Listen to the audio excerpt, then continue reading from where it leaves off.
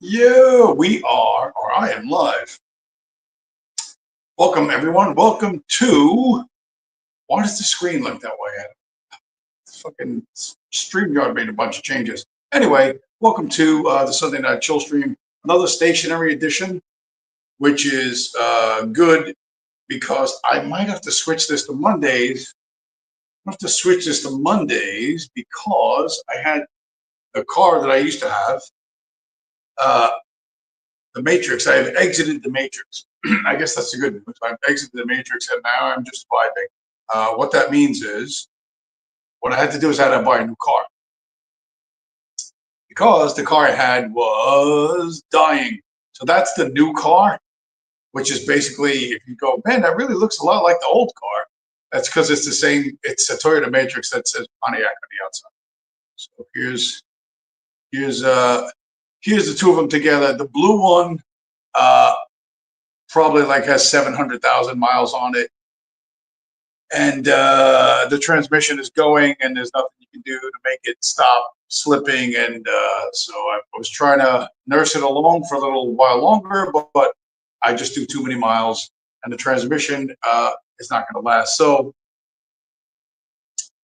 I have to park it and I'll get rid of it. I'll donate it to charity or whatever. And then this is the new version, which is, it's actually 1 year older, but it's only a baby. It only has like 137,000 miles on it. Everything works. The fucking air conditioning works. It has cruise control. It's like all sorts of groovy fucking upgrades from what I've been driving for the last 5 years, particularly air conditioning and cruise control. So, and the thing about buying a car like this, I paid $3,200 for it. There's dozens of them, hundreds of them on Facebook, but I needed one that I could just get it in drive, meaning it had to be inspected and blah, blah, blah, blah. And in New Jersey, the inspection's done free by the state. So, it's not hard to do, but everybody, you have all these guys that are all like hustlers, they're all used car salesmen. They're like, and I would ask them like, hey, listen, is that car inspected? And they're like, oh yeah, it's inspected. I was like, well, when is the inspection due? When is it, when's it due? They're like, don't worry, it'll pass inspection. I'm like, I'm not doing the trust me bro thing. I need to know, is the fucking thing inspected or not inspected? And so it took me a little while to fucking find that one. That one is inspected until September of 2026. So I got 18 months before I have to worry about any major maintenance issues on that. Everything else is, the car's like fucking new inside. Great car. I'm thrilled with it. I am thrilled to have what's up. It's new to me. It's not really a new car, but it's new to me. It is new to me. However, a lot of stuff is not new to me, although it's new to other people. We're also doing this. The simulcast, the Rumble channel simulcast. I think I've been reading those metrics wrong. Rumble is saying 50. My videos are getting 50 views, and like 10 or 11 new views per week. So I guess, I don't know, the channel's growing. Although it doesn't seem like I still have 11 subscribers. So I don't know how that works. So that works, and I'm not really going to lose. Not going to lose sleep over it. There's so much going on that I am fucking thrilled about. Everything, like I have to admit, I am really fucking knocking it out of the park.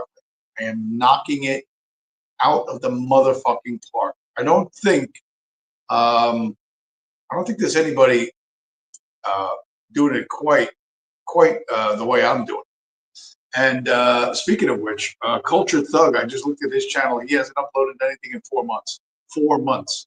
I don't know if he's retired. This is, how can you retire now? It's the golden age of anti-Semitism. This is the goal. 2025 is the dawn of a new age of anti-Semitisms. How can you quit now? You can't quit now. But seriously, folks, a lot of stuff that I talk about just keeps popping up again and again and again. And where are we going to go first? Let's start with how much your life sucks. I'll just do this because this is a couple weeks old.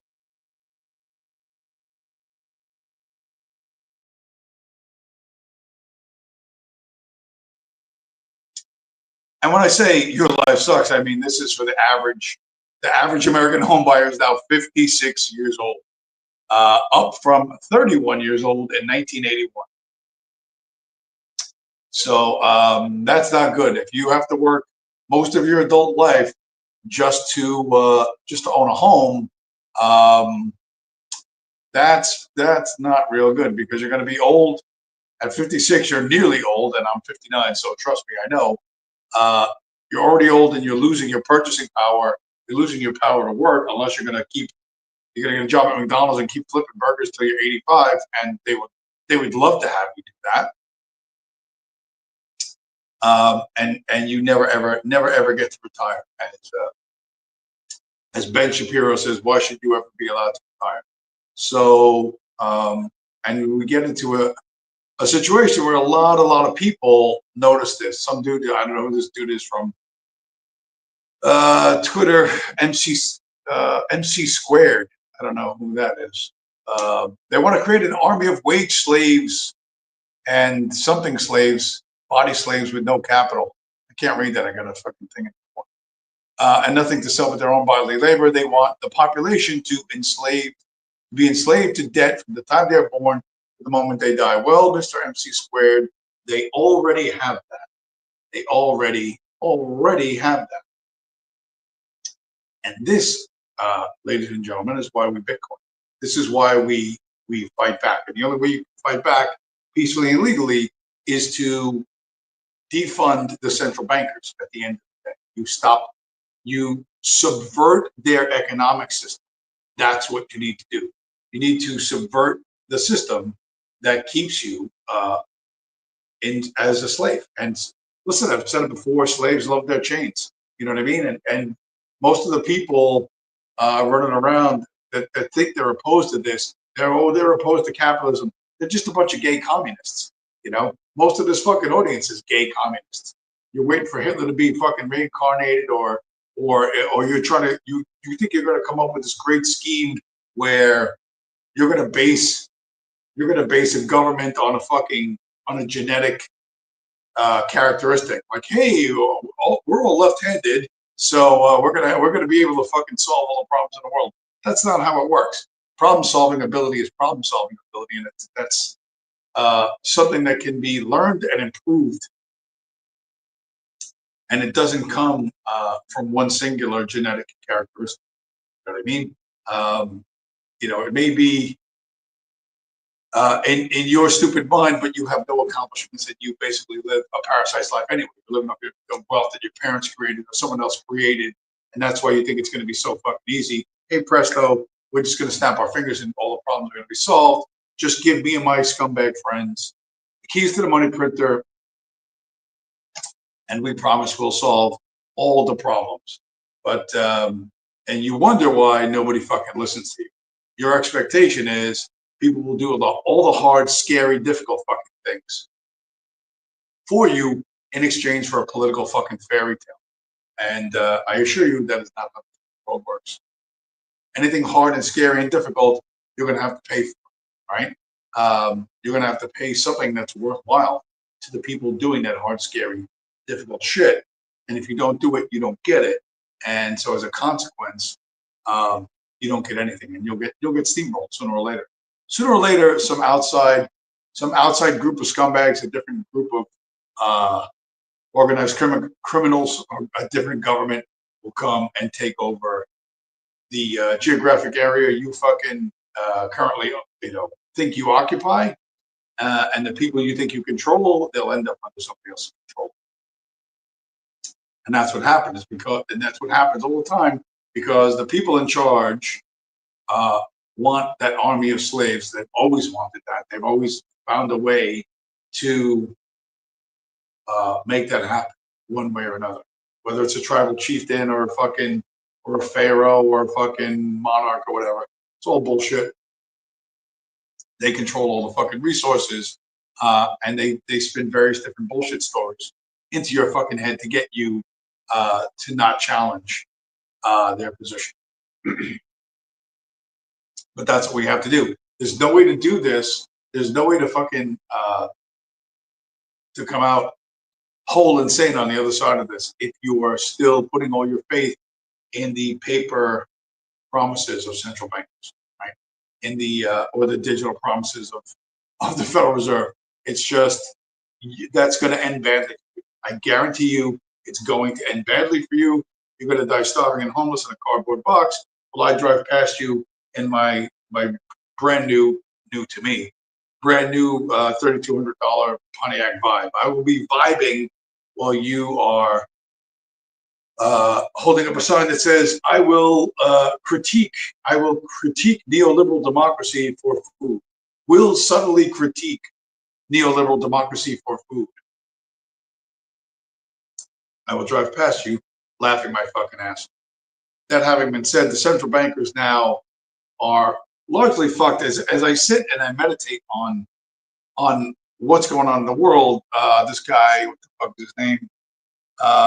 Is Israel Katz. That's it. What a name. Today I signed a special decree declaring the Central Bank of Iran a terrorist organization. They did a terrorism at the request of Mossad and the national headquarters of economic warfare. So this is Judea declares war on Germany 2.0. The difference is Iran in 2025 is not Germany of 1933. And here's a real good example of why. And all this stuff just keeps popping up. And by the way, Iran really must have hit Unit 8200 in fucking Israel, because I am just fucking steamrolling everybody in social media. Nobody pushes back at all. But the reason why the Mossad is going to attack the central bank of Iran, and that's not the first time. Wouldn't be the first time. They've done it multiple times before. There were some riots in Iran years ago where somebody set fire to the central bank building. That was Delta Force. But here is why Iran 2025 is not the same as Germany in 1933. Iran just completely shut down American GPS within its borders and replaced it with China's Beidou system. And surprisingly, no one's really talking about it. This move is much bigger than it seems, because for decades, the U.S. quietly held control over Iran's ability to navigate inside its own territory. Anytime Iran needed high-precision navigation for military operations, missile guidance, or even infrastructure, they had to rely on American satellites. And the U.S. could shut those satellites off anytime it wanted. That's a Wait a minute, that's not the one I wanted. That's not the one. Where's the other one? Where's the fucking other one? Damn it.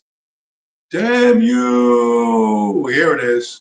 The West just lost control of one of the biggest trade routes on Earth, and nobody's talking about it. Yesterday, Iran officially launched a brand new railway connecting all the way to China. It's called the Iran-China Freight Rail Corridor, and it changes everything. Why? Because instead of cargo ships taking 30 days to move goods, this freight train does it in just 15. That's twice the trade in half the time. And here's the real kicker: the West can't touch it. This railway cuts right through countries that back Iran and China, not the US or EU. So no warships, no blockades, no sanctions interference. The first Chinese train already arrived in Iran yesterday. It's live, it's running, and it completely sidesteps Western power. So yeah, Iran doesn't need the West's permission anymore. And if you're wondering whether this could lead to conflict, well, if you're wondering whether this could lead to conflict, here's the thing. You could blow up those railway tracks, but now you're attacking China. And that's nobody's going to do that, because China makes everything for everyone. And if you blow up their little choo-choo train that goes into Iran, they're going to punish you. There's a lot of things here. There's a lot of moving parts to this. And the other video I just showed, Iran is now using Chinese GPS. So in 1933, the Western central bankers could isolate Germany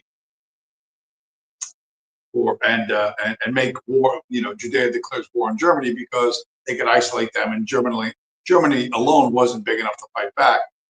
And they think they're going to do the same thing to Iran, and I don't think they're going to because China is Iran's new best friend, including China just sent them like 25 or 40 fighter jets, which admittedly they can't fly right now, but they're new fucking fighter jets, and it's going to be interesting to see what engagements there will be between Tel Aviv and Tehran, air to air. You know what I mean? Once the Iranians learn how to fly those fucking planes, shit's gonna get real fucking interesting. So Chinese fighter jets versus the F-35 or versus F-22s, that's gonna get super fucking interesting. But you can't strangle Iran the way by shipping with the Straits of Hormuz and all that bullshit, because now they got that railroad and that's it. And that's it. Now this is like fucking everywhere. And I got so much stuff. So much stuff. And so and again, I don't want to build up the Chinese too much, but there are America's main geopolitical adversary. And well, in theory we could beat them. We would have to stop doing all the stuff we're doing. We're not going to do it. So, oh look, I have a comment. Oh, well, that's a good thing. New thing about StreamYard is that lets me know there's a comment. Virgil Doc Purple Heart, welcome to the show, sir. StreamYard has upgraded itself, so I get a little red notification when someone types in the chat. So that'll be exciting to see who spams the chat. Anyway, so what kind of a big deal is China? A bigger deal than I think anyone's given credit for. And the fact that they're backing the Iranians with that freight railway is a big ass fucking deal. It's a really big deal. And some people are starting to notice, and they're making some very sarcastic social media posts. China lifts 800 million people out of poverty, but at what cost? China grows the world's largest middle class, but at what cost? Chinese scientists developed the cure for diabetes, but at what cost? China forgives the debt of 17 African countries, but at what cost? So that I don't know who that guy is, but he's doing a great impression of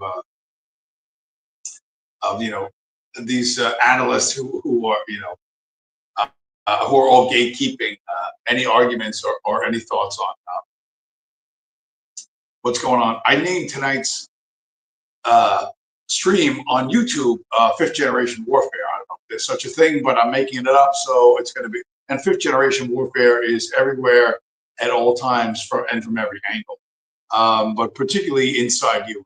It's particularly inside your heads. And when a guy like that, I don't know who that guy is, when he points out that China has cured diabetes, and I remember reading about this a couple of months ago, last year. And the way they cured diabetes was simple. They took stem cells and they shot them into a guy's liver. It's somebody who was completely on fucking liver, had totally shut down. They gave him stem cell injections for 10 weeks in his liver. And they kept him on the meds for a little bit longer. But after like 10 or 11 weeks after that, they just stopped giving him any fucking medications because he didn't have diabetes anymore. And if you think of how much money there is in the West for diabetes medications, testing kits, blah, blah, blah, blah, blah. If you could walk into your fucking local Walgreens or CVS once a week and get a fucking shot, and for 12 weeks, and then you wouldn't have diabetes anymore, that would be fucking awesome. That's never going to happen in America. You'd have to go to China. You're going to have to go spend some time in China to get that. But you could be completely cured of diabetes. And how much does Pfizer lose? How much does fucking what's his name? That prick Albert Bourla from all these fucking pharmaceutical companies, how many hundreds of billions do they lose if you go get 12 little fucking shots, I mean, big shots, but 12 fucking shots, and you get to keep all your fingers and toes. Nobody has to cut off your fingers and toes because you got diabetes. Nobody has to lose a fucking leg because of fucking diabetes. Now, mind you, you still got a sugar problem, but basically they fucking restart your liver, and I guarantee you that costs a lot less than diabetes medications and going on fucking dialysis, which is also really common. So, and China did that, you know, and you didn't even fucking hear about it. What else did they do? Who the fuck knows? But China is coming on it fucking massively, and this is why we stopped the fucking war, because that's something we can't win. If we fuck with Iran too much, we're fucking with China's essentially client state, and we'll slit our own fucking throats. And that reality, I think, is starting to hit the scumbags who run America. And here's a finance bro. I think he's a Greek dude. He's in China, and he's saying it's a relatively longish video, like 2.5 minutes, but some important things. He starts out saying some smart things, and he ends up saying some really stupid shit at the end, which will be obvious. But I'll go over it on the other side. So I'm here in Hong Kong for a little, and one thing that's always fascinated me about China, and mainly because I used to work in finance, I love finance, this bank right here, the Agricultural Bank of China, it's one of 4 state-owned banks in China. It is the second largest bank in the world by total assets, about $6.1 trillion in assets on its books. And that's second to another Chinese state-owned bank, ICBC. Compare that 6.1 trillion in assets to the largest non-state-owned bank, JP Morgan. JP Morgan has about 3.94 trillion in assets. So, and this is only number 2 to one of 4 state-owned Chinese banks. The way the Chinese have figured out how to balance state-directed capitalism with profit interests is really fascinating, because anyone who has worked in a big bank like myself knows that in order to get anything done or to drive a new initiative forward, you have to go through so many different committees and forums and get approval from so many different people. It is like trying to steer an aircraft carrier, whereas a bank like this can make a decision from on high and everybody gets in line immediately. It can be super efficient. But on the flip side of that, there's huge risk, because political interests can sometimes supersede financial interests. So that's a higher risk for like non-performing loans and for just overall corruption and favors and bribes. It's not to say that some of that stuff can't happen at non-state-owned financial institutions, and they certainly have in the past, but the risk is just more acute when you have a political institution running a financial firm. But the way the Chinese have been able to do it, they've actually had relatively few problems. Something we could maybe take a lesson from in the West by streamlining some of our crazy banking regulations in ways that drive a little more efficiency while also being mindful of the risk. It's definitely a balance. Okay, so this guy's like, well, politics might override the profit motive. Oh heavens, what would that do? Would that lift 800 million people out of poverty? Oh, at what cost? And he's like, well, there might have been 1 or 2 fucking minor incidents where the banks acted naughty in America. Like, are you fucking, dude? You are, this is somebody definitely suffering from selective attention, right? He's noticed that the Chinese have more money than the West, and their banks are more highly valued because they create more value for more fucking people, and that's why they're bigger, as opposed to concentrating all the wealth at the top. And it isn't just banking; it's fucking everywhere. And you know, I've mentioned this before. I mentioned the Chinese fucking electric vehicles. They're coming to America. They're going to are they going to completely wipe out the you know internal combustion engine? Not really, really, but this story's a couple of years old. What's this from? I think from like 2023. But the state of California, right, is mandating that 35% of all new car sales be zero emissions or electric cars by the end of 2026, and 68% by 2030, before reaching 100% 5 years later. So 2035, all cars, all automobiles sold in the state of California are going to be mandated, new ones at any rate, to be electric vehicles or zero emission vehicles. So I don't know, maybe they could be hydrogen or some other weird fucking thing, but that's one indication of how the political agenda in America, right, is going to drive the market. This is where politics controls the market. You know, even though that dopey banker dude can't see that. And another example, this is also a couple of years old. This is from New York State. This is from May of 2023, so a couple of years. New York State becomes the first state to ban natural gas stoves and furnaces in new buildings. So everything's gonna have to be electric. Okay, where they're gonna get the electricity from? It ain't coming from solar panels, and it ain't coming from fucking windows, right? It's coming from nuclear power, and so you will not be able to fucking build a home unless everything in it's electric. And you know, they're mandating this politically, but they haven't figured out how to upgrade the fucking power grid or how all of this shit's gonna work in the long run. But they've decided, you know, the politics is telling the market what to do, which is exactly what the Chinese do. That dopey fucking bald-headed guy, I think he's Greek. He's a fucking dummy. I can't remember his name, but I think he's a fucking bald-headed Greek who literally doesn't see that this is the way of the fucking world. That politics and finance are intertwined intimately, and that the Chinese are just doing a way better job right now. And I'm not trying to sell you on fucking, you know, a trip to China or fucking you know, or say that they're better than us. But right now, their ability to disperse or to spread the wealth around is dramatically fucking better than ours. And that's why they're growing by leaps and bounds.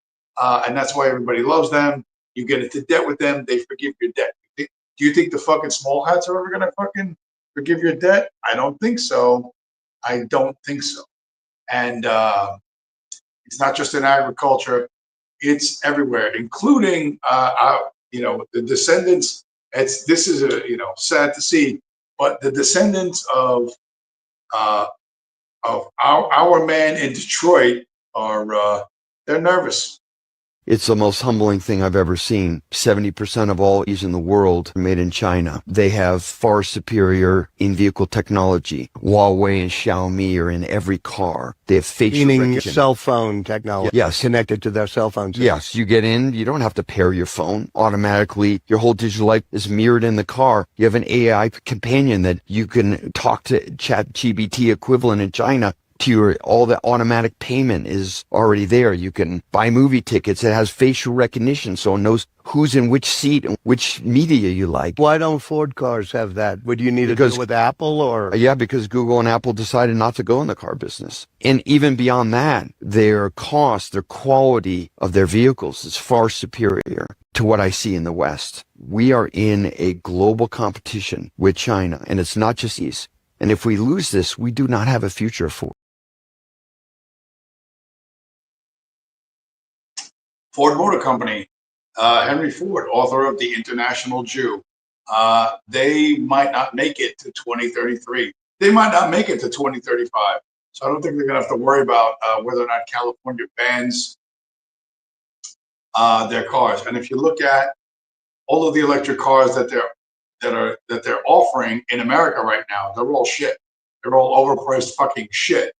And the chinks are fucking cleaning up. They're cleaning up. They're fucking they're wiping us out. They're absolutely wiping us out in terms of that. And why? Because they're doing it smart and they're doing it to everyone's benefit. Whereas we know that Elon is a banker's puppet, and he's doing what he's told. Where's my auntie? But where's, oh, here we go. It's a bit tongue in cheek, but we are truly in the age of the golden age of anti-Semitism. The entire planet needs to die because the entire planet hates the Jews for no reason whatsoever. And let's stay, since we're still in China, let's stay right near China and understand that there are ballsy people. Admittedly, what they're doing is quixotic, but there's some ballsy people all over the planet that tell the truth. If you're a Zionist who support the killing and the starvation of children, no, get the fuck out of Hong Kong. Can you tell about your experience with Israeli tourists? They pushed me to the ground, they spit at me, they pulled my flag from the flagpole, they did all kinds of disgusting things. I wish Hong Kong government really look at who's coming in. If they had killed people, if they are a member of the IDF, really, as a citizen, I don't want them to be here. Because they actually attack me all the time. They choose to swallow all their government propaganda, and they don't even blink an eye, and I have no sympathy for them, honestly, you know. Fucking Chinese auntie, man, she's out there waving the fucking flag. Then they knock it down, they spit on her. If think about going to somebody else's country and doing that. Think about that level of hubris. Think about that level of hubris, because it's everywhere all the time. Let's go back to the Texas of the Mediterranean. It's not Texas, but it's the Texas of the Mediterranean. Check this out, guys. All over Greece, you see signs like this. All Israeli soldiers are war criminals, occupiers, rapists, murderers. We don't want you here. This is exactly the type of solidarity we need to be seeing. And this is all over Greece, the whole country. And by keeping Israeli soldiers and Zionists out of Greece, it makes the entire country a lot safer, especially for women and children, because we all know what Zionists do to women and children. That's exactly what we need to be seeing. Literally all of the shops have Genocide in Palestine, Your Silence is Complicity, with a kufiya inside, a book about Palestine. And then on the walls, you see exactly the same. All Israeli soldiers are war criminals. You love to see it, man. These are beautiful people here in Greece, principled people with good morals about them. Zionism is a white supremacist colonial ideology that relies on the genocide of the Palestinian people for its survival. Stop the genocide and the occupation. You love to see it in the beautiful old town of Chania here in Crete.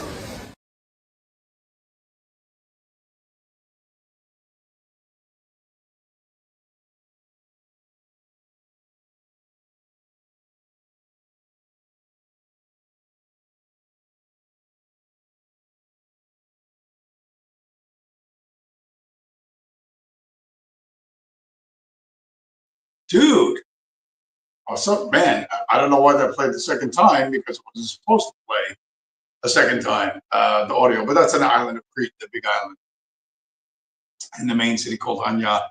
Listen, I could show videos from all around the world. You've seen Korea, Hong Kong, Greece, the festivals in the Netherlands, the UK, everywhere, the United States, all over the place. Everyone hates them, and it's because of how they behave. And everyone's unified in their opposition to this, but your unity, right, has no power, okay? Until you can shut off their fucking money, until you can end their bank accounts, until you can take them and put them in fucking prison, and you don't have that fucking power, nothing fucking changes. Nothing fucking changes. And they continue to fucking to run whatever they want, whenever they want. Here's a dude, a very fast talking guy, who's like the millennial. I guess he's some kind of comedian. Maybe it's not a comedian, but it's a comedian who's describing the future dystopia that is hurtling towards us. The year is 2067. Nobody can afford to move out anymore, so you live with your kids and your kids' kids in your $14,000 a month, 800 square foot, 3-bedroom apartment that's owned by BlackRock. You just got back from a long day of working at your government-mandated filming of Beast Games on Amazon Prime, sponsored by Palantir. That's how you afford your groceries at your local Lockheed Martin supermarket. You're still 20 years away from retiring. Eggs are $32 and the federal minimum wage is $10. There's a Tesla microchip planted in your head that you need to be able to vote, but you can only afford the basic monthly subscription, so you still get Papa John's commercials pumped directly into your eyeball every hour on the hour. Shaq is still the face of the company. They used AI to download his subconscious and repurpose it for commercial use, so they own the rights to him. Technically, you're leaving tonight to go on a camping trip for the one day you get off every week. The national park closest to you was bought out by Microsoft decades ago, so your ticket to entry is part of a Microsoft Suites package. Don't worry, teams can still reach you out there. You better leave soon. It's going to take 5 hours to get there. There's citywide gridlock and no public transport in every single major city across the U.S., for the working class at least. The top 1% get to private jet and helicopter everywhere because they don't want to sit in the traffic. It's 124 degrees out. The ozone layer doesn't exist anymore, and neither do bees or glaciers.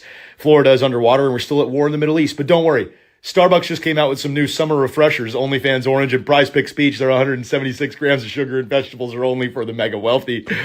But you're on Ozempic, so you can sip on 3 of them while you doom scroll AI-generated content and slip into extinction. Wow, man, am I glad I'm not going to live to 65, because that would be really, really sucky. That would be super sucky. But don't worry, there's hope for the future. And the hope for the future is primarily comes from recycling shitty movies from the 1980s.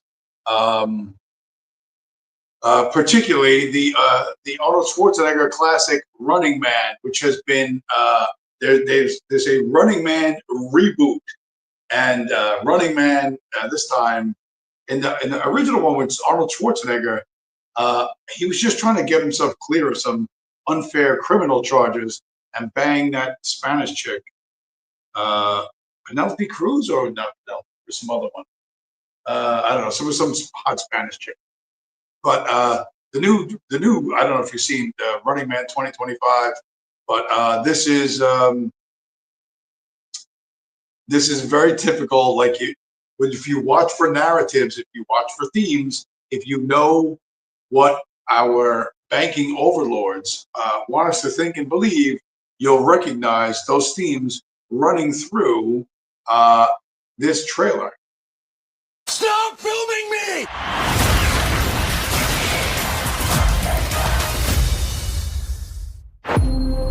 Ben Richards, 35, married, 1 child, in medical crisis. We need money for a doctor now. Ben, watch us up. Employment status, blacklisted. But there's still a way out for you. It's the biggest show in the country. Bloodlust is our birthright! Set it free! Welcome to the Running Man!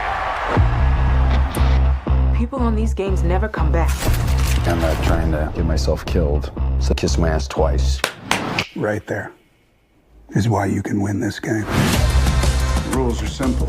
Survive 30 days with the entire nation hunting you down. And get your family out of Slumside for good. I'm gonna come back here and burn this building down. I promise. That's the spirit. This is America, goddammit! And we don't put up with no bullshit! Yes! Hunt him down!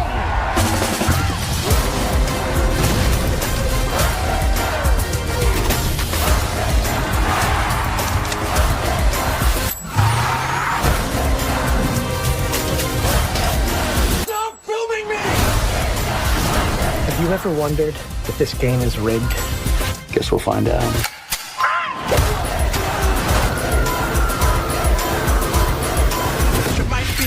up too fast. Hey, buddy. You're on Freebie.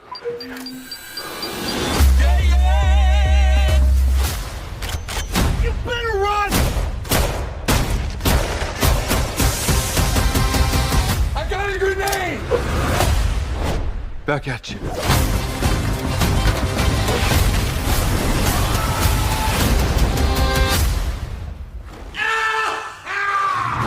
I'm still here, you shit eaters.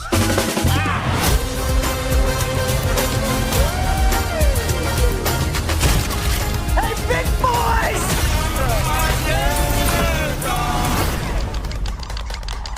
Are you crazy?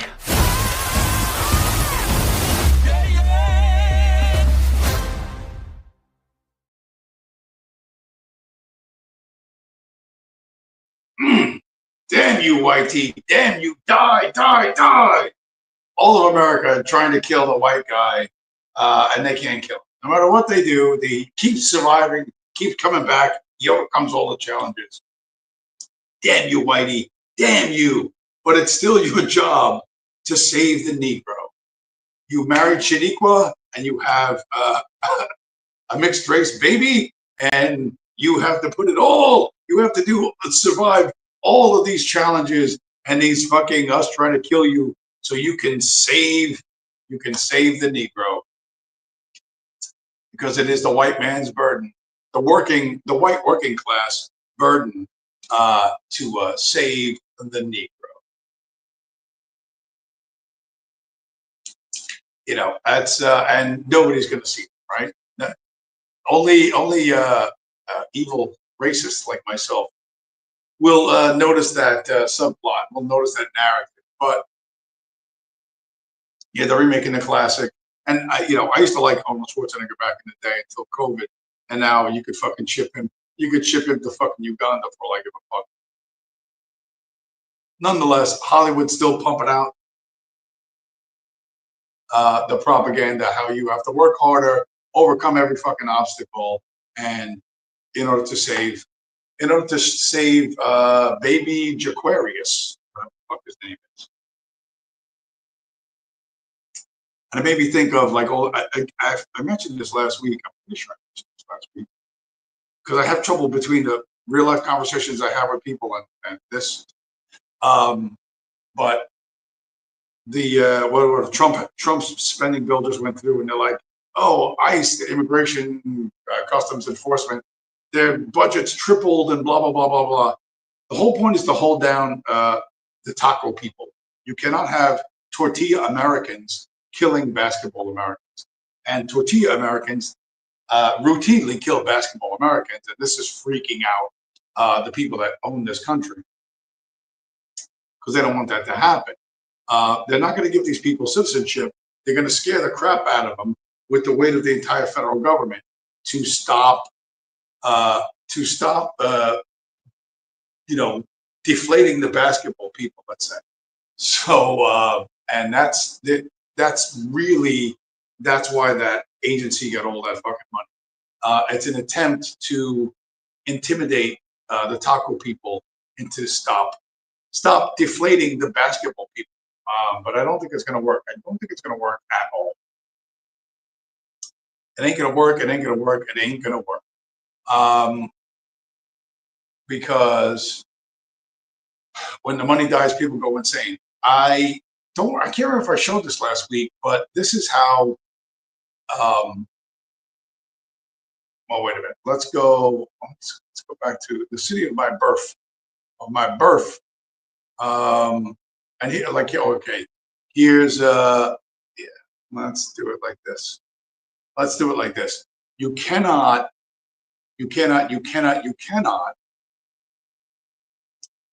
disrespect the sacred Negro, right? And then push. The one thing I do see in my social media feed is a lot of AI generated stuff that's pretty race aware and kind of funny. But so this is from the New York Post a couple days ago. Uganda be joking backlash after Mamdani calls himself African American. you may not ever disrespect the sacred Negro. And I don't know really. I keep thinking back to when I went to London and I seen that fucking dindu on top of that fucking giant column in front of the National Gallery. There's a very an unclear relationship between the small hats and the basketball people. But you can't disrespect them. You can't publicly disrespect them. There's a guy in the UFC from South Africa, a guy named Druscus du Plessis, who called himself the King of Africa, and a black dude who was born in Nigeria but grew up in America, said, "Oh, I'm going to kick his ass. I'm going to kick his ass." Israel Adesanya said he was going to kick his ass, and Druscus beat the fuck out of Israel Adesanya, and he beat the fuck out of Sean Strickland, and he's going to beat the fuck out of whoever else in the future. Druscus is fucking a weird South African Superman when it comes to fighting in the UFC. But you are not allowed to publicly disrespect them. That's why ISIS had its budget tripled, and that's why the New York Post is clutching its pearls over the fact that this dude calls himself an African American. They're really like losing their mind over this guy. And this is the guy I told you. As soon as I saw him doing the food cart political ads, as soon as I saw him doing that, I knew this was fucking. I knew this was the Aristophanes fucking play. So Fox News just called Zoran Mamdani. They're calling him Zoran the Destroyer. Oh, this is so fucking delicious. I cannot tell you how delicious it is. Trad Dad. Nice to have a break from the entirety of the federal government being hostile to white identity. The taco Americans are now learning its capability. Yes, indeed. However, the tacos, as much as there's a Jewish woman running Mexico, the first female president in Mexico's history, she's Jewish because, you know, those Mexicans just don't work hard enough. You know, that's just, you know, I don't know what you got to do to get these guys to fucking put in a day's work. But yeah, outworked by a Yenta. It's super interesting in that the amount of fucking resources going to maintain these people who, listen, without Section 8, EBT, and all the rest, they would kill each other over a fucking packet of ramen noodles, or fucking, and they do it all the time anyway. They actually kill each other over perceived disrespect, but they would not last very long. They would shrink from 13% of the population down to fucking 1.3% of the population, and fast. But there's still plenty of money. There's still a lot of paychecks in keeping Shatavius from meeting reality. But I don't think it's going to last that much longer. I do not think it is going to last that much longer. The hatred of the matzo ball people is kind of everywhere. This guy, you know, I made some pointed out some Instagram posts where this is the guy, Robert J. O'Neill. He's the man who shot Osama bin Laden, the Navy SEAL who flew into Abbottabad and went into the house and shot Osama bin Laden in the face. Probably the most famous special forces soldier in American history, you know, probably forever. But he just posted this on the 3rd of July of this year. So only a couple of days ago, he posts on Twitter, "Am I the only one starting to question why Israel is involved in all of our wars? No, Robert, you're not the only one. You're just a bit slow. You meatheads are a bit slow on the pickup. Probably the same reason we had to lock up all of our gear when they came to train with us. I'm not joking." So do you think these people would steal guns? They would steal night vision. What would they do? Like, think of all the stuff you get.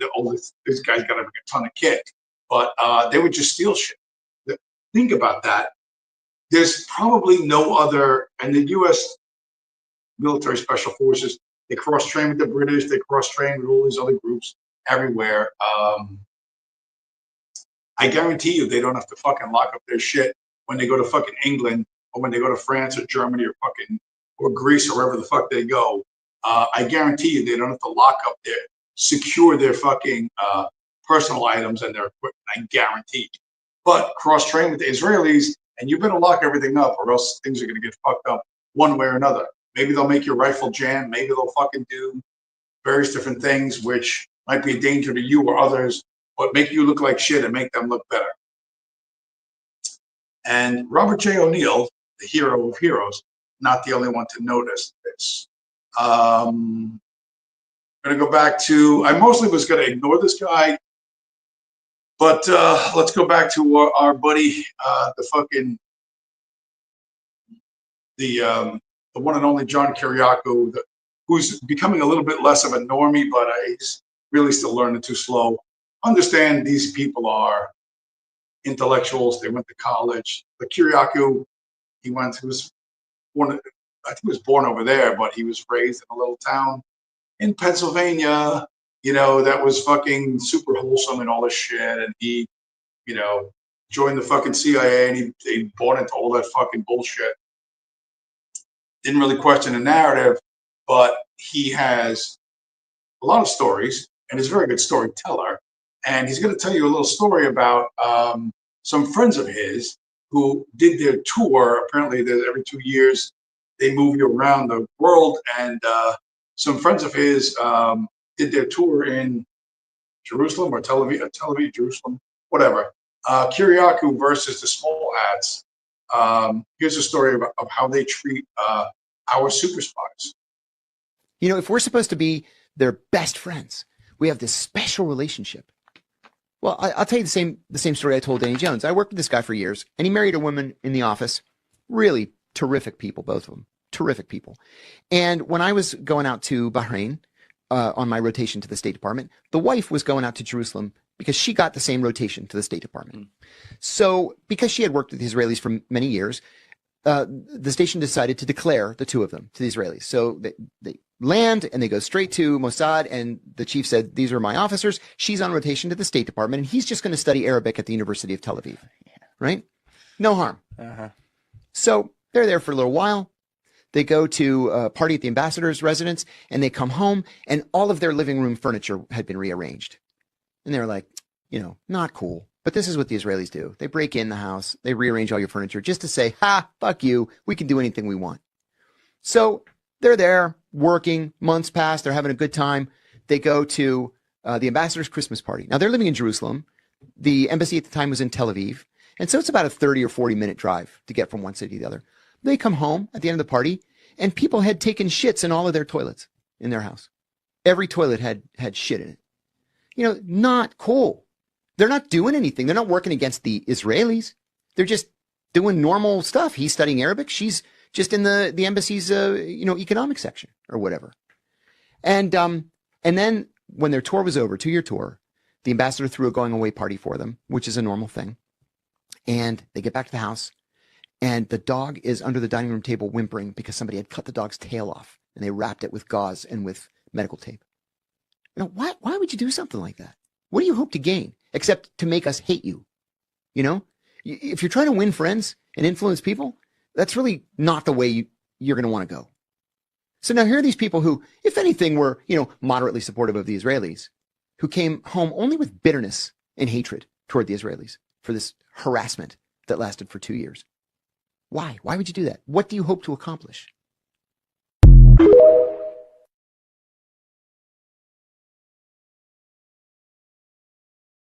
That's our boy Yanni from the CIA, still with that normie worldview, right? He went to college, he took the Foreign Service exam, he joined the CIA, and blah, blah, blah, blah. He knows all these secrets, but he still views the world through this very distorted lens that doesn't really understand his people. Why did the Jews do that? Because they can. It's a flex. It's a dominance display. I can do whatever the fuck I want to do to you and yours, and there ain't no fucking thing you can do to stop me. you can't even fucking complain. That is a dominance display. Okay? That's the way it is. It has nothing to do with gain. Oh, what are they going to gain from this? No, they're just showing you who's the fucking boss. They're just showing you who's the fucking boss. And it's always been that way. And it's always been that way. Now we got to go. Now we got to, this was my fucking favorite of all the fucking, all the videos I have. This one, and I'm getting smarter with fucking grabbing this stuff off the fucking internet. Like I don't let shit pass me by. I'm either fucking, I like it or I comment on it so I can find it on Instagram again. This one, yeah, this is,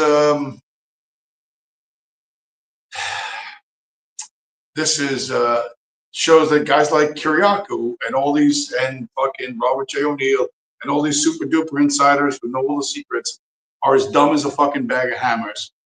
Because, and they're not really, I mean, it's selective attention. They're focused on certain things, they're missing other things. They're missing things that are right in front of their face. It's right in front of their face, and they don't see it. And you from the outside, or from a different perspective, it's so obvious to you, and you go, how could they fucking miss out on this? How could they not see it? It's right in front of their face. Well, that's selective attention. You need to understand selective attention as a reality in your fucking life, in every human being's life. To understand why guys like Kiriakou don't get it, and guys like Robert J. O'Neill don't get it.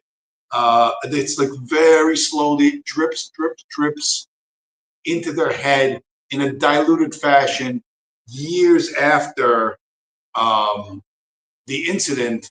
And they're like, hey, you know, that was weird. Whereas other people like us, would fucking immediately understand what it was. But then again, I don't have a paycheck and I don't have a government pension that hinges on all this. So it's not in your interest to notice. But let's stay in the secret world because, yeah, this is why Kiriakou is, I don't know, he's more than the chump. Like, as much as you think he's a smart guy, and he is a smart guy, but he's also a super chump because this is going to open your eyes a little bit about the secret world specifically.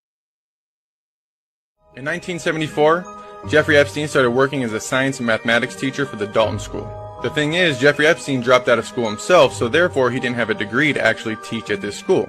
And obviously he had a connection to get him in. Donald Barr was the headmaster at the Dalton School and he retired 3 months before Jeffrey Epstein was hired. A year prior, in 1973, Barr published a book called Space Relations, which is a science fiction novel about a planet ruled by oligarchs who engage in child sex slavery. And it's been noted that the plot of the novel anticipates the crimes of Epstein and Maxwell. And you can literally still find the book on Amazon today. If you go and read about the history of Donald Barr, you'll see that the man was extremely smart. And you'll also recognize that he was an OSS agent during World War II. He's the father of William Barr, who was the Attorney General for George H.W. Bush and Donald Trump. And he's the father of Stephen Barr, who's the president of the Society of Catholic Scientists. And in 1983, President Ronald Reagan nominated Donald Barr to be a member of the National Council on Educational Research.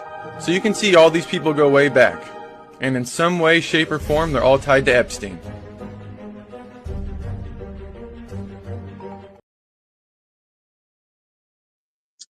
Now, the OSS was the forerunner to the CIA. How Donald Barr got into the OSS would be interesting as fuck to me, because admittedly, he's an old man and fat in that photo, but getting into the OSS, not that easy back in the day. I've referenced this book before. It's called Operative Spies and Saboteurs by Patrick something or other. And it's about it's one of those rah-rah kind of America's so great OSS, from OSS perspective, books. And in it, I just read about, mostly I was reading about Greece and the Balkans and how the OSS armed and funded and fucking gave every supply and material to the KKE, the Greek Communist Party, to start the Greek Civil War, which they ended up losing. But in that section, the World War II section, where the OSS was going to enter Greece, they went to the army and they asked for Greek speakers. They said, anybody who's a native speaker of Greece, volunteer for this special unit. And they got about 385 or something like, just short of 400 volunteers. So about 400 guys volunteer. They're pulled from all over the country. They're sent down to Maryland to what is today Camp David, but was called Camp B or Camp Bravo back in the day. And they run them through these tests. And of the 385 guys who volunteered, only about 75 made the cut. The other 310 had to be sent back to their units to go back to fight wherever they were going to fight. They didn't get excused from the war. They just had to go back to, they knew they weren't going to be able to fight in Greece for the liberation of Greece. And it was noted by passers-by that these guys, when they were waiting for the fucking, the transport, the trucks to take them out of there, they didn't wait inside the barracks. They were out in the street literally crying. They were in tears, not because, well, they were in tears because they couldn't go fight for Greece. They wanted to. They still probably went to the Pacific and Europe, fucking died in all sorts of battles all over. But that they had an opportunity to fight in a special unit that they didn't make the cut, killed them. And like it just literally, they weeping in public.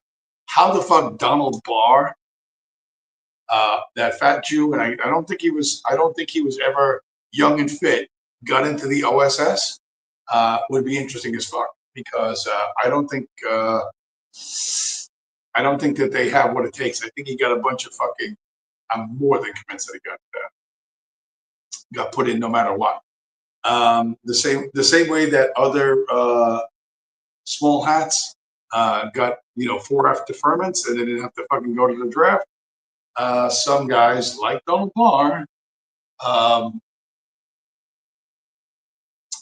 got into got into the sanctum sanctorum of the official government secret agency. And where is it? By the way, I did go to Amazon and see if that book is still for sale. And surprise, it is still for sale. The paperback version of that, $400 for Space Relations, a science fiction novel published in the 1970s about a group of super rich people, oligarchs, who control the entire planet and engage in child sex slavery. Who the fucking thunk it, huh? And of course, that guy's got a connection to Epstein, who has a connection to all the fucking presidents. And his son becomes, one of his sons becomes a converso, becomes a Catholic. Because if you go back to, where is it? You go to Wikipedia. This is one of the Wikipedia entries. They did not edit yet. Donald Barr was born to a Jewish family, but later converted to Catholicism. And him and his son William would later be described as more Catholic than the Catholics. Barr graduated from Columbia College with a degree in mathematics and anthropology. How do you put those two together? Mathematics and anthropology? Those two, they're like not even close. They're just handing out fucking, they're just handing out degrees. They handed him a spot in the fucking OSS. And he was a talent scout. He found Jeffrey Epstein, who was just some random fucking pervert Jew. Gave him a teaching job, right? That he had no fucking credentials for. All these credentials. The thing about Kiriakou and Robert O'Neill that came in through the government system, the foreign service, the military. There's like, okay, here's the test you have to take. Here's the qualities you have to demonstrate under this kind of stress, under that kind of stress, to make it into this special unit, to make it, like all this shit. And one of the things I've watched a fair amount of Kiriakou content, and one of the things he said was, when he was first going for the lie detector test at CIA, they for the first 3 years you work at CIA, they ask you a whole series of questions about sexual perversions. Have you ever had sex with a man? Do you patronize prostitutes, et cetera, et cetera? And they mix this in with regular questions about, do you live at 39 Main Street? Did you spend $91 on dinner in your credit card last week? Have you had sex with a man in the last 30 days? Like they just, pop it on you. And they're looking for your reactions. And so Kiriakou says they do this for the first 3 years of your time at CIA, and then they stop asking the sex pervert questions.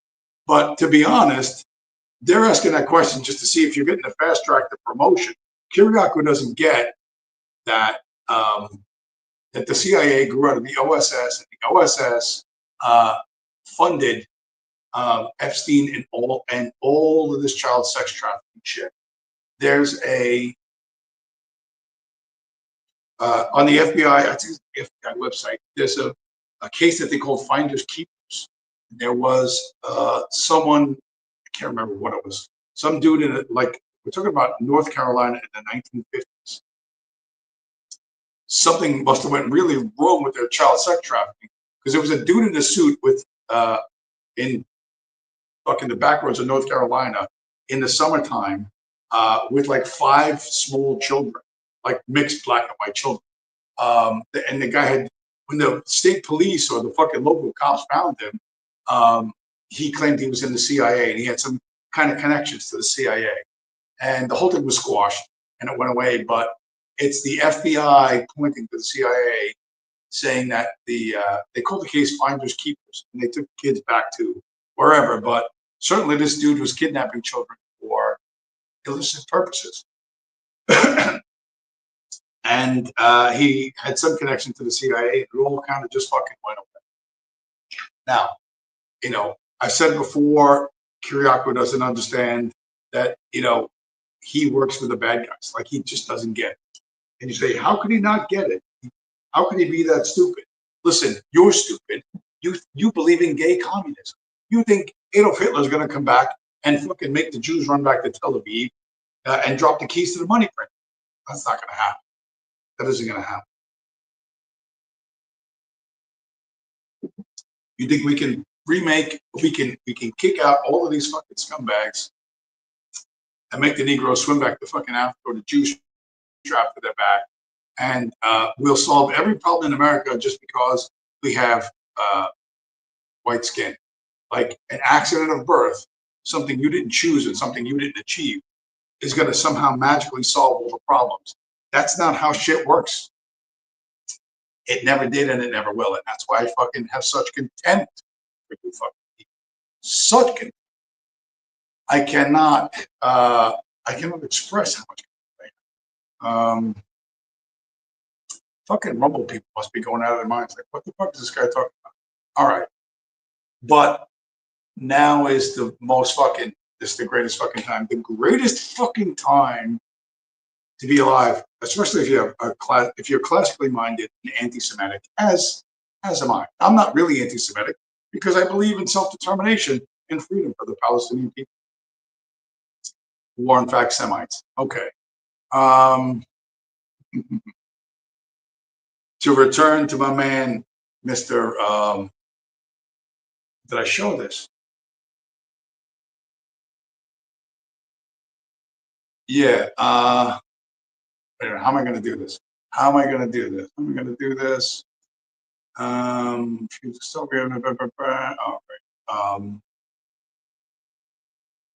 The reason why we're right, and it's painful that nobody listens to us, but you're not going to listen until you're forced, right? You're not going to do it until you're forced to do it. That's just the way it is. It's not fun to watch, but here's that dude Mamdani in New York City. Mamdani and Thomas Massey in Kentucky are going to be a real fucking problem. That's why I call this 5th generation warfare. You got American patriots opposing Thomas Massey's like end the Fed. He's against Trump, the Trump administration trying to get rid of him. Massey has been very vocal about the Israel lobby and a bunch of other things. Thomas Massey is definitely our man from Kentucky. But he's in the middle of the country and doesn't get the attention maybe that he quite deserves. And I hope he hangs on. But here's what's like I said, when I saw fucking Mamdani doing the food cart thing, and I thought of that Aristophanes play, it's just I knew I was watching something special, and here's proof. Your beloved New York City may well be led by a communist soon, Zorhan Mandami, who in his nomination speech said he will defy ICE and will not allow ICE to arrest criminal aliens in New York City. Your message to communist Zorhan Mandami? Well, then we'll have to arrest him.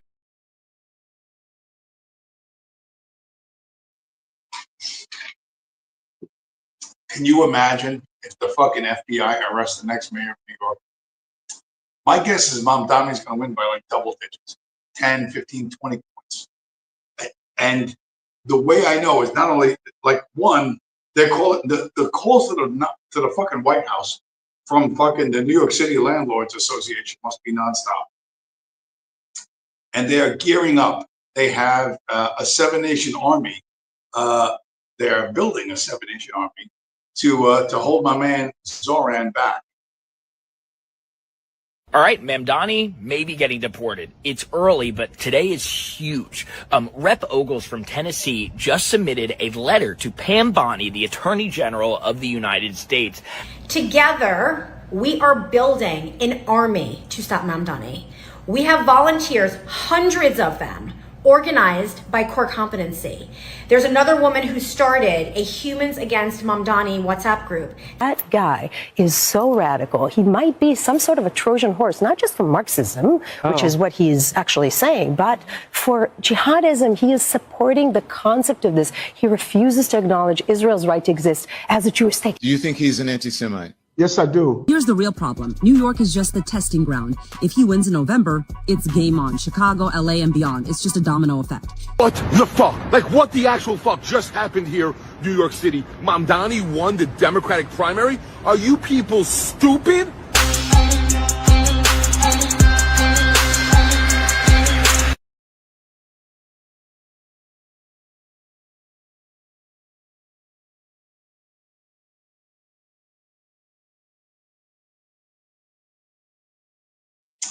Yeah, so the central bankers who choose communism as their favorite team are now trying to stop a guy who they claim is a Marxist. And what New York is sucks compared to when I grew up there. But this is, when I tell you that we're all fucking Palestinians, I'm not joking. And I meant to show this last week. I don't know if I did or I didn't. And I'll show it again anyway. You don't understand how bad it can get. And you think I'm talking crazy and being hyperbolic. But things are going to get really fucking bad. How bad? Is it going to be this bad in America? I don't know, but we'll see. Do you know that here in Gaza we buy money with money? Okay, let me explain to you. This is simply 100 shekel, a piece of cash. In order to get my hands on it, I have to go and find someone called cash liquidity seller. He's someone who has a lot of physical cash. He is either a merchant exploiting desperate people, or someone who is involved in shady dealings, scams, or theft. Okay, so now here's the catch. This person demands a 40% commission on any amount you want to withdraw in cash. So if I want to get this 100 shekel, I have to transfer to him about 160. So he can take 60 shekels and hand me 100 in cash, just to buy food, water, and other basic supplies. And that is not the whole thing.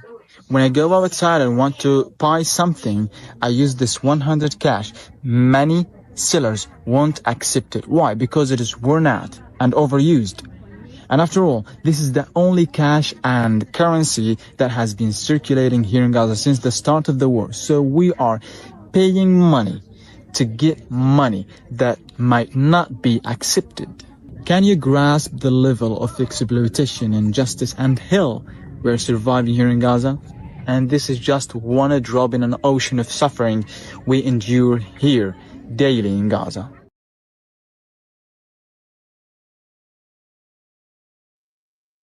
So how soon till that happens here?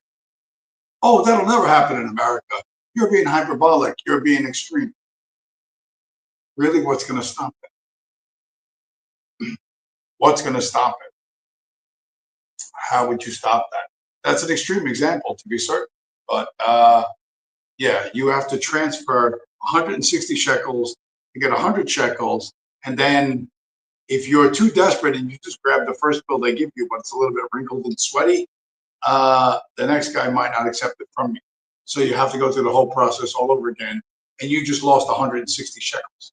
And you've got a worthless piece of fucking paper. Why won't it happen in America?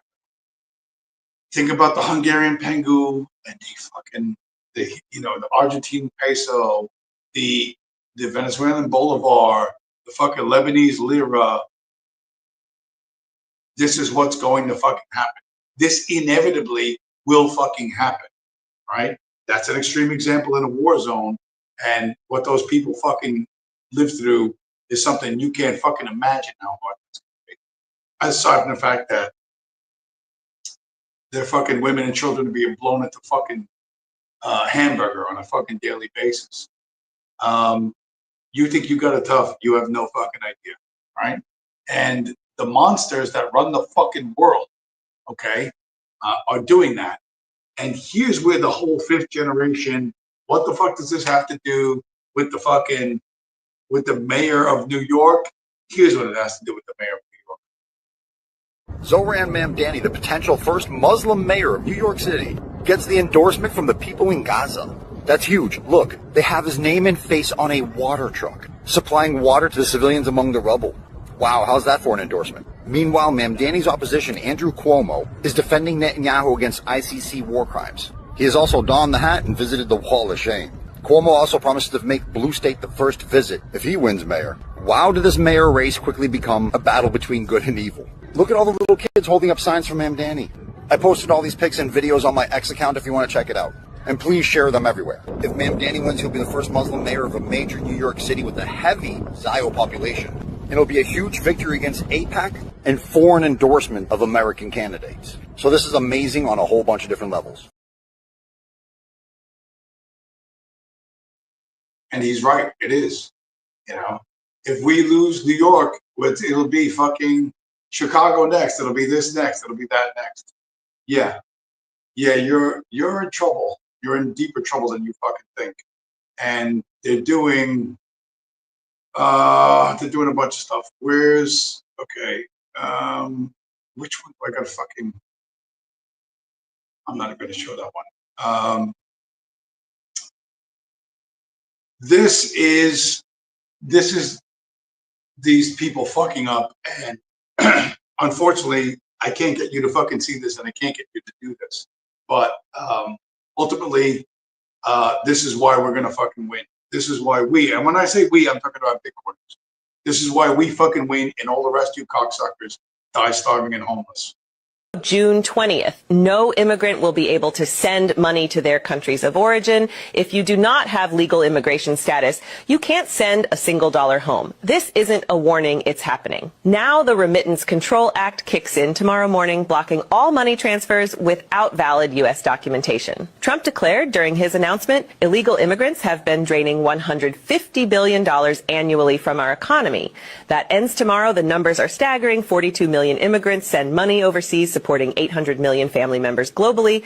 Western Union, MoneyGram, Zelle, all blocked without a real ID or valid social security number. You're cut off completely. Banks must verify legal status before any transfer violators face $10,000 fines per transaction money. Transfer businesses risk losing their licenses. Families in Mexico, Guatemala, El Salvador are about to lose their only lifeline. Even supporters are calling this extreme. This isn't just policy, it's personal.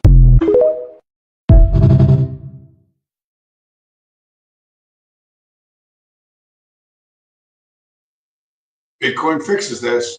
By the way, you remember a couple of months back, I showed you the dudes from FarmTube, the farmer guys sitting around the hay bales. And they said, hey, we got a Bitcoin ATM in our town. And I seen a young Spanish family using a Bitcoin ATM. They're driving adoption, right? It's going to be slow. And sadly, listen, the Iranians should be using Bitcoin. The Gazans should be using Bitcoin. A lot of places should be, but you will hang on to the old fucking way. You will go down with the fucking ship. You're not going to do what's in your best interest until it's really too late. You'll get there, but it's going to cost. It's going to be a lot of fucking pain, a lot of fucking pain, an enormous amount of fucking pain. I wish that it weren't so, but that's the way it's going to be. And what's this other one? Is this the same one? Or did I just hold on? This might be the same one. Hold on. Starting tomorrow, June 20th, no immigrant will be able to send money to their countries of origin. If you do not have legal immigration status, you can't send a single dollar home. Yeah, same thing. It was a slightly different version of the same thing. So you can't send money overseas unless you have what's called Real ID, which is like an upgraded facial identification thing. Which in my industry we were told about in like 2015. I try to get it in 2015 from New Jersey DMV. Nobody had any idea what the fuck I was talking about. Now they're saying you got to have it if you want to fly domestically on an airplane because they won't accept your driver's license as ID. However, in the state of New Jersey, which has the lowest Real ID percentage fucking participation, you can't get an appointment. It's by appointment only. You can't just walk in and go, okay, scan my face and upgrade my license. You can't do that. You have to make an appointment, and there's no appointments any fucking way. So that's the federal government. But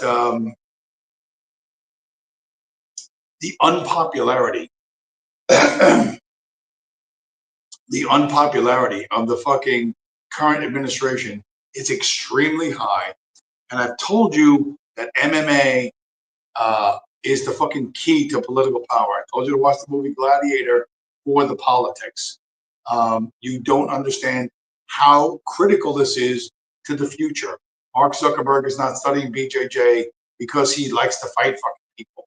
Super rich Jews don't want to fight anybody who can fight back. You know what I mean? They want to fucking shoot a 10-year-old boy in the fucking kneecaps from 500 yards and call themselves fucking heroes. The White House is in real fucking trouble. It's in deep fucking trouble. And here's how you fucking know, because I showed you, what's his name? Was that Merab? The fucking UFC fighter who beat Charles, not Charles Oliveira. Charles Oliveira? Sean Mosley. Whatever the fuck. The guy from Georgia who beat the fucking rainbow haired dude who fucking freaked out and shook Donald Trump's hand when he won the championship. MMA, the UFC, is the fucking key to the White House. Don't believe me? Check it out. We're going to have special events in honor of America 250, and I even think we're going to have a UFC fight. We're going to have. Does anybody watch UFC? The Great Dana White. We're going to have a UFC fight. We're going to have a UFC fight. Think of this on the grounds of the White House. We have a lot of land there. We're going to build a little. We're not. Dana's going to do it. Dana's great, one of a kind. We're going to have a UFC fight, championship fight, full fight, like 20, 25,000 people. And we're going to do that as part of 250 also. We're going to have some incredible events. The UFC fight's going to be a big deal. Do you see all the fucking boomers the white-haired fucking boomers in the background? They don't know what the fuck is going on. They have no idea. They don't watch MMA. They don't watch the UFC. They're like, what? He's so completely lost the fucking audience. His base is boomers who believe in the fantasy of America being restored. But the UFC base is an entirely different group who's sympathetic to the Palestinians, not fucking Israel. And the White House attempting to fucking gain popularity, get up in the fucking polls, right, and win the mandate of heaven, fucking rule by grafting themselves to the UFC. Now, there's a YouTube channel. Guy's name is like Mujahid Fajalid, or I don't know. He makes cartoons all about the UFC all the time, and he jumps on this shit immediately. This is if you don't follow the UFC, you should, because you should understand the characters and the politics involved, because it directly affects what's happening in Washington D.C. As you just saw, and here's a cartoon that kind of shows the current state of affairs.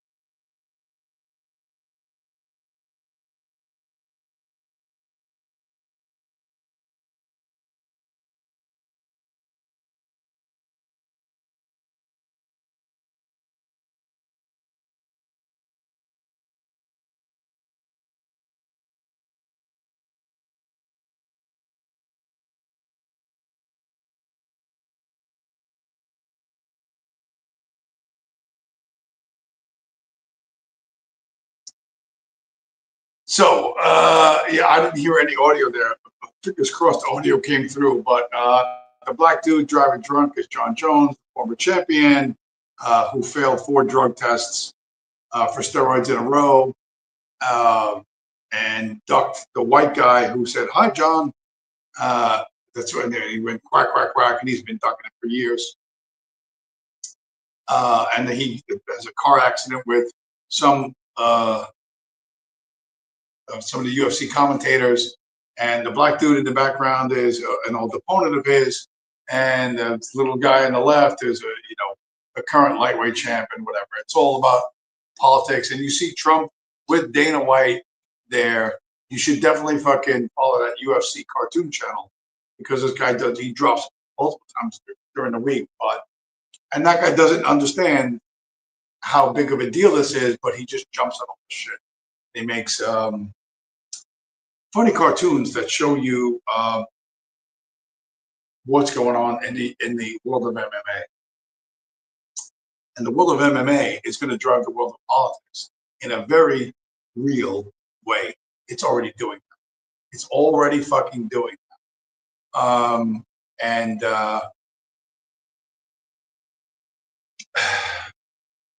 And if you don't understand that, then you're looking at the wrong things. You're paying attention to the wrong things. Lastly, where are we? I think at the time I clicked go live, Bitcoin's like 108, 109,000. So we're right near all-time highs. Money printer's about to go burr. This guy is a famous guy, not like me. And then Jim Cramer, he's Jewish, you know. Bitcoin will be dead in 5 years. He just said this. He literally just said this. You cannot be stupider than to say Bitcoin is about to die. So this is Jim Cramer, just a very short time ago, saying Bitcoin will be dead in 5 years. Now let's see where Bitcoin. Let's see if Mr. Cramer has anything else to say about Bitcoin. This was Jim Cramer, I believe, in 2023. Bitcoin went up today, and I could argue that now it can't even be held in banks. Bitcoin's a strange animal. I will say point blank, I think it's being manipulated up. It was being manipulated the whole time by Sam Bankman-Fried. So please don't assume, therefore, that it's not still being manipulated. And I would sell my Bitcoin right into this rally. And believe me, I had been a believer one time in Bitcoin. Not here, not now.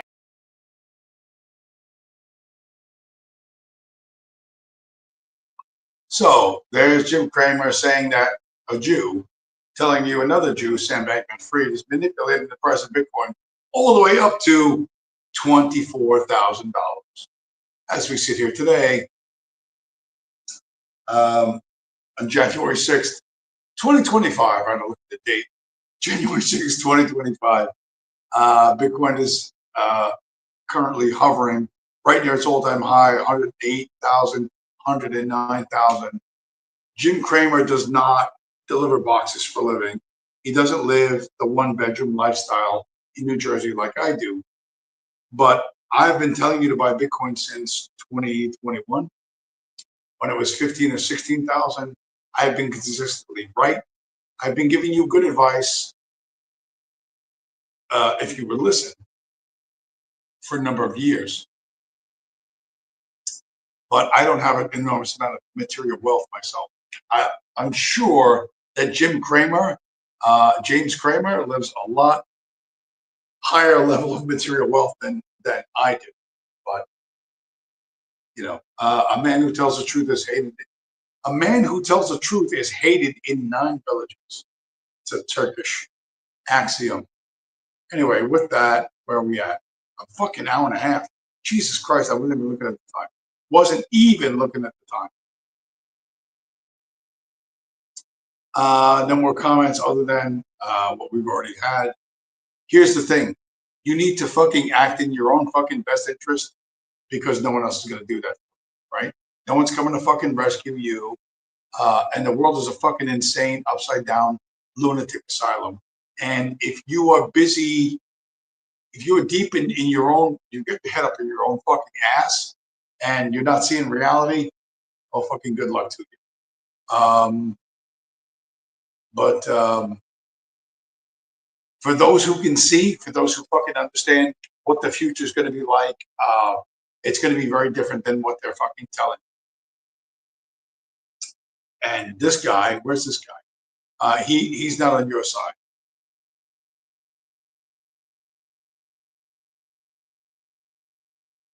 I'd love to go to Israel. I mean, how historical is that? But I just can't deal with the Alex Jones is, going to Israel to get his orders or whatever. It's just like, I mean, I would love to touch the Wailing Wall. This guy also is not on your fucking side. To stand with the Jew?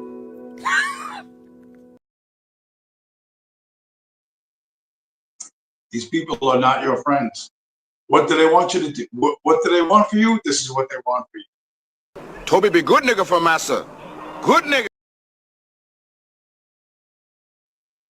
You might want more for that, more than that for yourself, and more than that for your children, your fucking grandchildren. Because the world you fucking live in is very different than what you're being presented as, right? And you were taught your entire life to worry about, to learn that it's important that Abraham Lincoln was fighting the ocean. Where's my man's? Anyways, bro, school's a scam.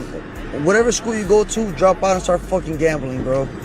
Niggas not trying to hear about Christopher Columbus, Abraham Lincoln finding the map and fucking finding the Atlantic Ocean. Like, nigga, we don't give a fuck about that shit, cuz. You think we give a fuck about that nigga finding the Atlantic Ocean, nigga? Nigga, teach us about Pablo Escobar moving bricks, cuz. Teach us some shit about crypto. Cuz I don't teach us how to move bricks like Pablo Escobar. All right, I don't give a fuck about Abraham Lincoln finding the ocean. And to be honest, nobody gives a shit. It's fucking useless information. All of the books in all of the fucking libraries around the entire world did not stop central banking. Okay, what stops central banking? What stops human slavery, planetary slavery, and oligarchy that rules the planet and engages in child sex trafficking? What stops that is an alternative economic system, and that is Bitcoin. Okay, and you can like it or you can go fuck yourself. You can die starving and homeless in a cardboard box, waiting for Hitler or whatever the fuck you want. I don't give a fuck.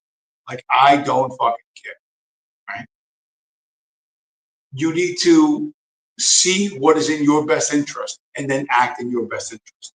All right. And how you make that happen is how you make that happen. And you come here not because I'm being super revelatory, although the OSS oligarchy rules the planet, child sex trafficking thing, direct connection to fucking Epstein and all the presidents and the fucking attorney general and the fucking Catholic Church. That's kind of big that I stumbled across that.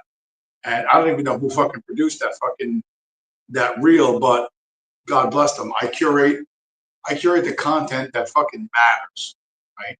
And and you either see that or you live like fucking Kiriako and fucking O'Neill, fucking retards. I'm sure you've got more education than me. I'm sure you have more material wealth than me. I'm sure you don't sound like Joey Bag of Donuts. And yeah, that's all true. But when the money you have becomes worthless and you're like that dude in Gaza, I'm going to be laughing at you. I'm going to be laughing while I watch you and everyone you love and care about die starving and homeless because you paid attention to the wrong fucking things and you drew the wrong fucking conclusion. And that is your fucking problem to solve, not mine, and not the rest of Bitcoins. Anyway, with that, to Virgil Doc, Purple Heart, thanks for stopping by, and Tread Dad, two whole comments, and to the Rumble people who apparently now, if I got it correctly, are now outnumbering YouTube people by like fucking 3 to 1. If I'm reading the metrics right, and I'm not sure I'm reading the metrics right, but the metrics are not that important to me. What's important to me is to continue turning central banker promises into real money, and to convince as many people as I possibly can to do the same, because that will improve the fucking outcome. That will reduce the fucking harm that's inevitably coming. Anyway, with that, Virgil Doc, Purple Heart, Tread Dad, everyone else that's going to watch this, the lurkers in the background, and who's going to watch this the coming week, thanks for stopping by. I'll talk to you again next week.